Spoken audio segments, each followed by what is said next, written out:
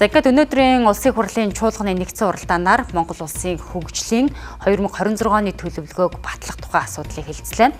За засгийн газрын зүгээс оруулж ирсэн төслийг судалгаа муутай биелэгдэх боломжгүй мөрөөдлийн жагсаалт оруулж ирлээ гэж гишүүд шүүмжиллээ.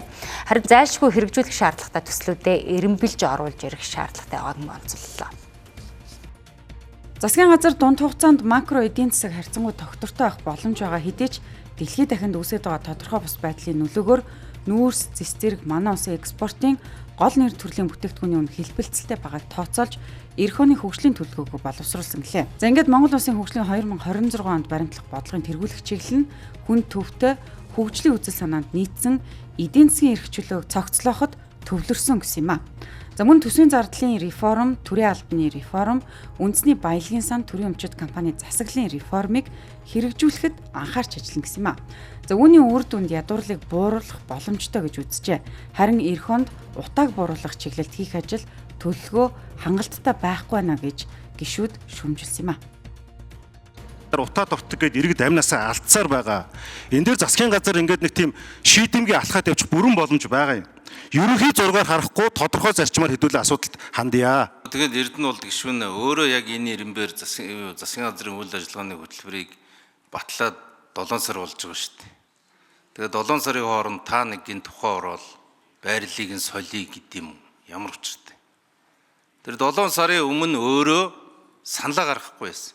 Төсөв хэлцэж ягаад хөтөлбөр хэлцэж ягаад энийг удаа дараа хэлж гормын санал хүртэл гаргаж ирсэн юм аа. За утааг бууруулах төслүүдээ Улаанбаатар хотоос хүн байвал дэлгэрэнгүй ярих нь зөвөө гэж бодож байна. Ер нь 27 оны өвлийг л утааг бүхтнэ гэдэг ийм зорилттой байгаа. 26 онд бид нар юу юугүй утаа алга болно гэж айхтар амлаж чадахгүй. 27 оны өвлийг бол бид нар Улаанбаатар хот бол утааг бүхтнэ. Ирэх 5 жилийн чиглэлийг хизээ боловсруулж хизээ хэлцэх вэ гэдэг үндсэн асуулт байна.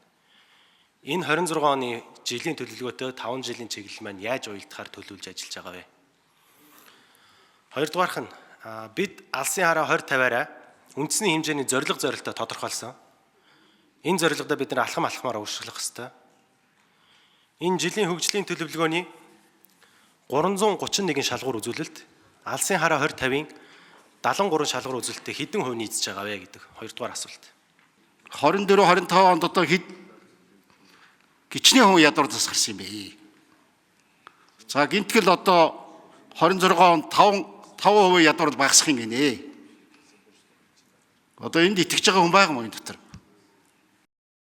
За мөн улсын төсвийн хуваарлтыг оновчтой үр ашигтай болгох шаардлагын хүрээнд зарчмаа тодорхой болгох. За орон нутагт дэд үтцийн бүтээн байгуулалт хийхээр гадны улс орноос авсан зээлийн ашиглалт үр ашгийг хянах. За эрүүл мэнд болон боловсролын салбарын хүний нөөцийн бодлогод онцгойлон анхаарах асуудлыг төлөвлөгөөнд тусгаж оруулж ирэхийг гишүүд зөвлөсөн. За мөн гадаадын хөрөнгө оруулалтыг нэмэгдүүлж төлбөрийн тэнцлийг анхаарах нь чухал байгааг сануулж байсан юм а.